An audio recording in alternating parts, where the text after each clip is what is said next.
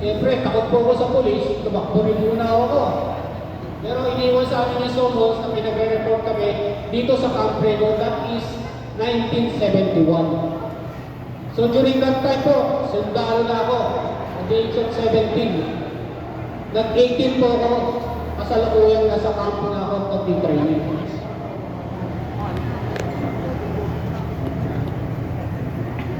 Noong taong 1972, dinaba ko yung martial law, kasabay po ng pag-take namin, manunumpa bilang isang ganang na sundalo. Pagkalipas po ng isang taon, lagi sa Luzon, kung binaba po kami sa Manila, naging katuwa po kami ng tinatawag natin PC pa noong araw. Yung Constabulary pala ito. Constabulary pala siya. Philippine Constabulary. So from there,